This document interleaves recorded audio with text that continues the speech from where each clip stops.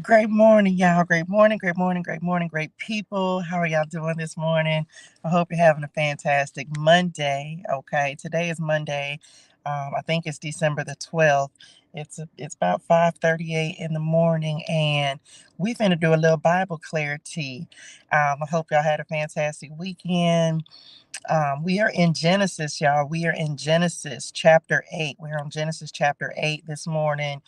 um God has me doing some new things this morning, so I said let me go ahead and get this recorded so um I can get this done, get it scheduled, and have it posted at the appropriate time, because I got something else that I have to try and implement this morning. So let's do it. Let's get to it. Let's talk about Genesis chapter 8. um I hope that y'all over the weekend you continue to read your word. When I asked God about doing this every single day, He said, "No, leave the weekends for us to all do our reflection on what we've already read, what we've already learned." Right?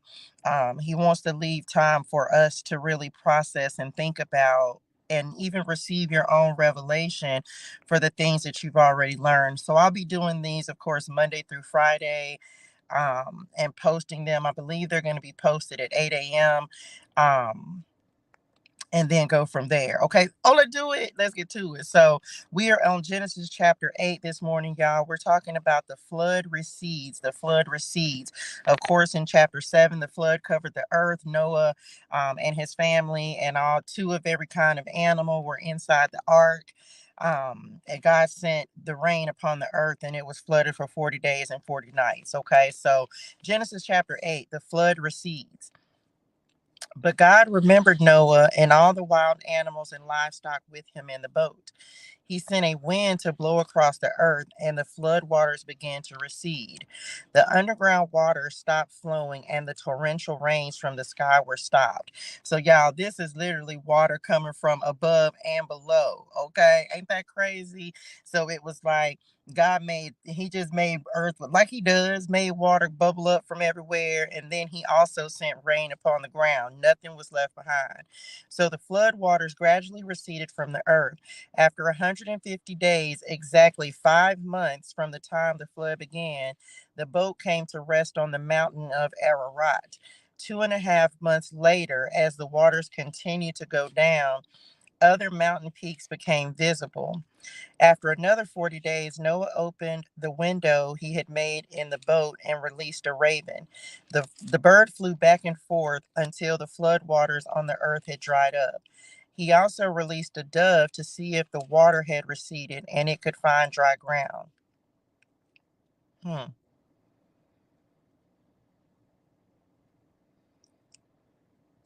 But the dove could find no place to land because the water still covered the ground. So it returned to the boat, and Noah held out his hand and drew the dove back inside.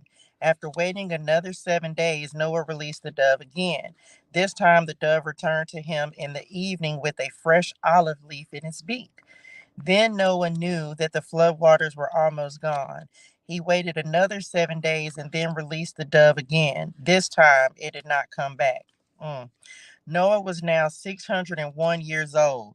So this was exactly a year, right? Because when Noah was 600 years old, on the 17th day of the second month, that was when the flood began. All the underground waters erupted from the earth, and the rain fell in mighty torrents from the sky. The rain continued to fall for 40 days and 40 nights. So it took exactly 1 year. It took 1 year um, that this flooding was on the earth, and then 1 year from the time it started to the time that it dried up enough for them to come out of the boat. On the first day of the new year, 10 and a half months after, 10 and a half months after the flood began, the flood waters had almost dried up from the earth. Now Noah lifted back the covering of the boat and saw that the surface of the ground was drying. 2 more months went by, and at last the earth was dry. So, yeah, a full year. Then God said to Noah, "Leave the boat, all of you, you and your wife and your sons and their wives. Release all the animals, the birds, the livestock, and the small animals that scurry along the ground so they can be fruitful and multiply throughout the earth." So Noah, his wife, and his sons and their wives left the boat. And all of the large and small animals and birds came out of the boat pair by pair. Then Noah built an altar to the Lord, and there he sacrificed as burnt offerings the animals and birds that had been approved for that purpose.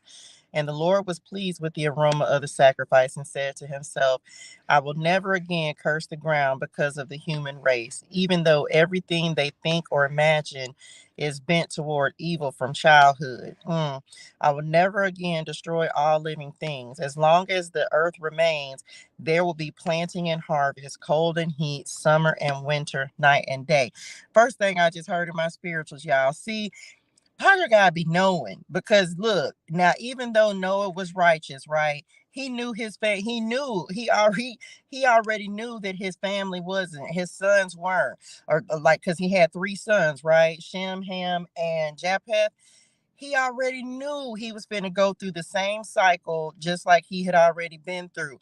Because look, he said, even though everything they think or imagine is bent toward evil from childhood. So he already knew, child, that he was going to get ready to have to go through some more things, because even though Noah was righteous, he already knew, y'all. We're built, it's like we are ingrained with sin. It's like we can't, that's the thing, God knows we're sinful, and he knew that they were going to be sinful, child. Hold on, I wanted to underline that so I don't forget. I will never again curse the ground because of the human race, even though everything they think or imagine is bent toward evil from childhood. Child, born with it, okay? I will never again. But this is, of course, the covenant, and we'll be talking about the covenant tomorrow. God confirms his covenant. That's Genesis chapter 9. So we'll be doing that in the morning. Child, look, so it took a year. So this the thing. So Noah, I don't know. This, it kind of just came to me as well. Like that was their own wilderness season, right? Even though we hadn't really gotten to like the Israelites, it's like everyone. Not only was this an isolation season for Noah and his family, it was also a wilderness season, because they had, it was isolation, y'all. Oh, I receive that, Lord. Like they were just in this little bitty small space, and that's all they had. That was all the room they had. It, but think about it, y'all. They had every single thing message. They have everything, or they had everything that they needed during that time. Because number one, we've been talking about the blueprint. He built the specifications. God provided. Even though they were on this ark for a year, God provided everything that they needed to sustain them for a full year while they were living inside this ark. They weren't, it wasn't no mention of not having any food, water, nothing. So when God did, so I'm telling y'all, God, so he provided for them everything they needed so that they could be sustained in that wilderness season, in that ark, right? Message. So I'm just saying, y'all, that even that is kind of mind blowing, because we be thinking about our own wilderness seasons, or if you think about, if you're in your own wilderness season, and it's one of the things that when God puts, oh, come on, Lord, when God puts us in the wilderness, y'all, he is going to sustain you. And yet, I'm not going to try to find it right now, but he is going to sustain you. He's going to make sure that you have food, water, everything everything you need, daily bread. Every day you're going to have just what you need in order to make it through that day. He will sustain you. And this is my own wilderness story. For those y'all been rocking with me, y'all already know I've been in my own wilderness story, and on my own wilderness journey. And so one thing for certain, two things for sure, God has provided every step of the way. When I tell you, as stories, as videos, every step of the way, y'all. Even he didn't just make, when I say a way out of no way, that manna that just comes from nowhere, and you don't need, what is it, right? Like the Israelites said, what is it?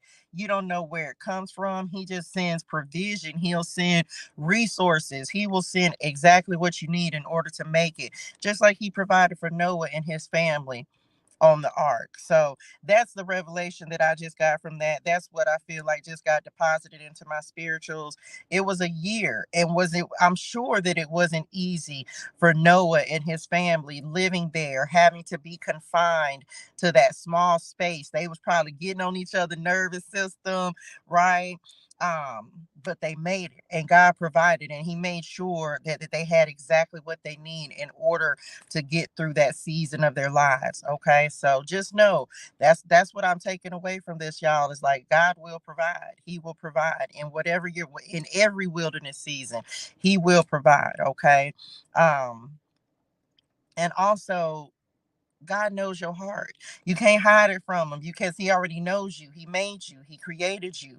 So he already knows what's in your heart. So this is why we got to get our heart in order, like have the right heart posture as well. Because like you said, even though everything we think or imagine is bent toward evil from childhood, God knows that. And so I feel God knows we going to mess up. He knows we going to not always do the right thing. So, that's why we ask for forgiveness. Like, child, my bad, daddy. Like, my bad. Love you. You know what I'm saying? Ask God for forgiveness because He already knows we're not perfect and we're gonna make some mistakes. Okay. Anyway, Lord, I hope this helps somebody, y'all. Let me know in the comments. Make sure you like, share, comment, and subscribe for Bible Clarity notifications and any other video. Anytime I go live or post a video. Thank y'all so much for tapping in. Let me know what you think in the comments. Tomorrow, we will be on Genesis chapter 9. Okay. God confirms his covenant with Noah. So I'll see y'all in the morning. Y'all have a fantastic and amazing day in purpose and on purpose. Love y'all in real life. Bye.